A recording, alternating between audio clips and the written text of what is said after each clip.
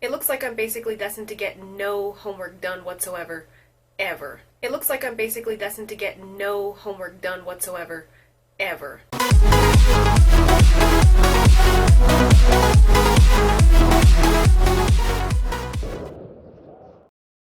Today's the 4th of July, which means everything downtown is closed. I went down there looking for a place to study, and everything's closed, and what is open is overcrowded. I just decided to give in to the fact that I'm not going to get any schoolwork done right now, and edit yesterday's vlog. I went to the police department again today, and they're closed. No one's there because it's the 4th of July, so I'm still am not going to know if anyone turned in my keys or not. I really would like to think that whoever picked them up was kind enough to go, these are car keys, they're important. Somebody might need them, so I'm going to turn them into the police station so that whoever's looking for them can get them. Because it's actually pretty important that I have those keys. My, I'm looking ethereal today. Also, what do you think about this lip ring? I usually have a stud right here, and I've had these rings for a while. I got a canker sore around the piercing site, so I put this in instead of this because the flat thing on the back of the stud was irritating it. Also, I think my freckles are looking rather exceptional today.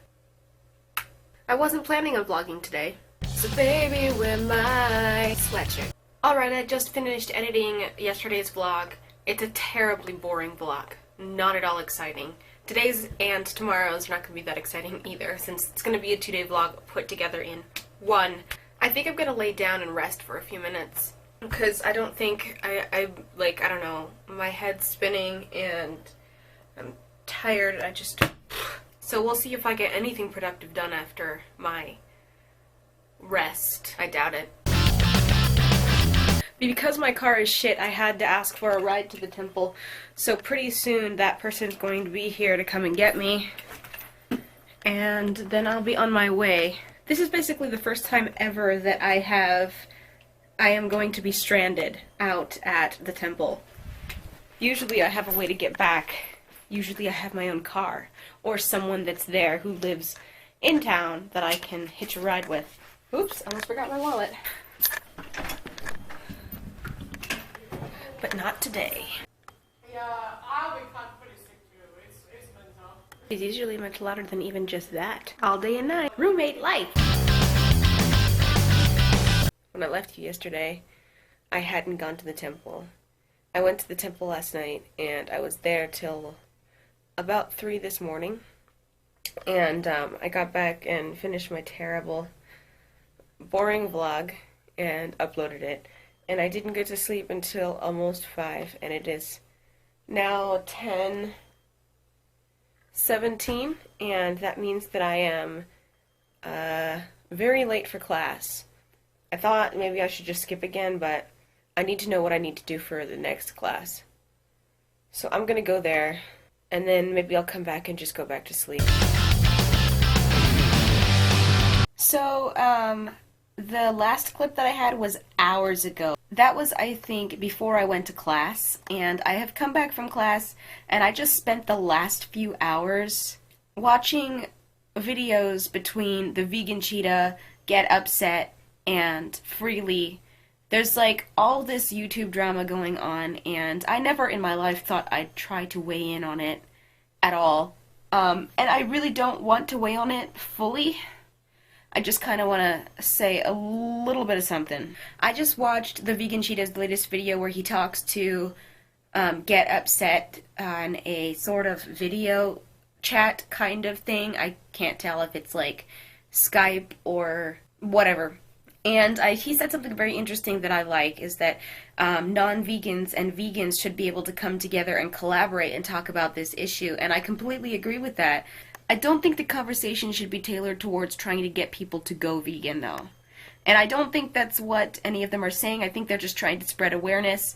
Get Upset is definitely trying to spread awareness about animal and human cruelty, which is evidenced by their sweatshop video that I just watched. I watched several of their videos. They're short, to the point, pretty effective.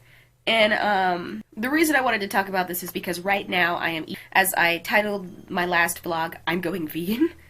and then proceeded to talk about how, no, I'm not going vegan, I'm just eating vegan for a time, so we'll see how this even goes. I'm going to move just a sec. So obviously this is a big issue that has a lot to do more with the way a super militant vegan is treating other vegan activists and how they're interacting at the present. And it has very little to do with the vegan movement in the first place.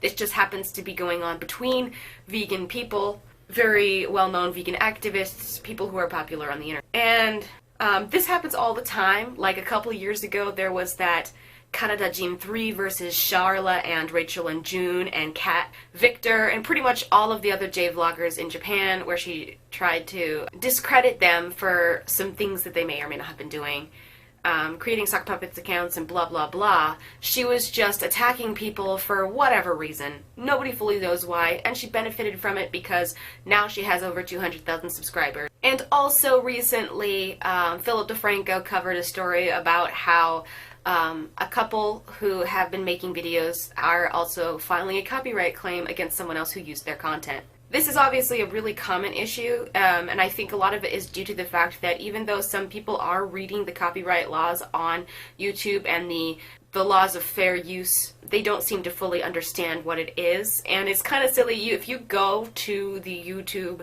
creator help page, it'll link you to a place where you can read about copyright, and they even have a silly little puppet video about it.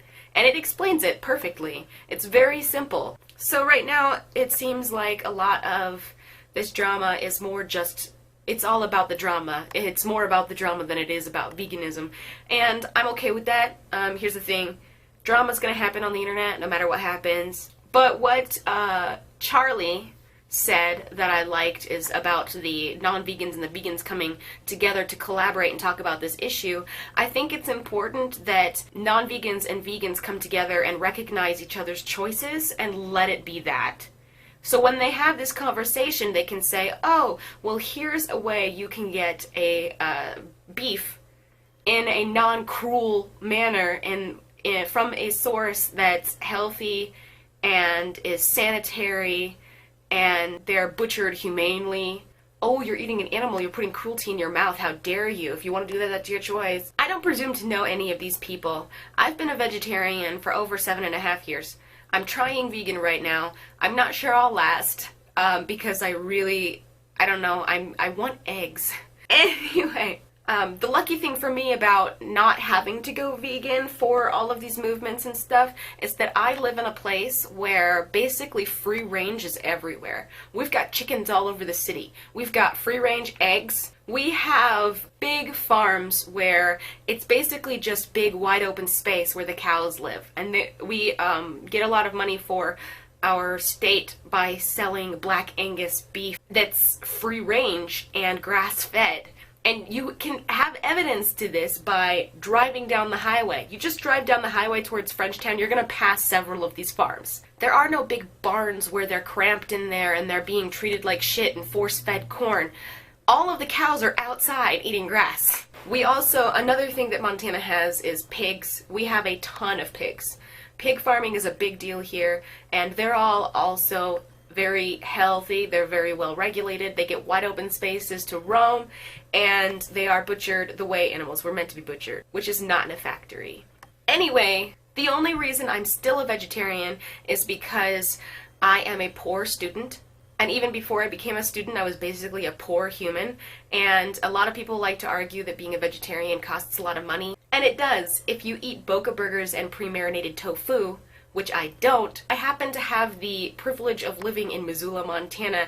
We are called the Garden City for a reason. We have gardens everywhere. Home gardens, people making their yards into gardens instead of having lawn grass, which is actually a lot more efficient with the water and the sprinkler systems. It wastes a lot less water because it's actually being used for something. We have a bunch of community gardens, and we also have this policy where if you volunteer in a community garden for 8 hours, you get to go home with a bag of free vegetables harvested that day. So for being a vegetarian as a poor college student in Missoula, Montana is really not that hard. The university itself has a garden. I'm pointing directly at it, actually. In that direction, there is a garden right off the side of the food zoo where I work.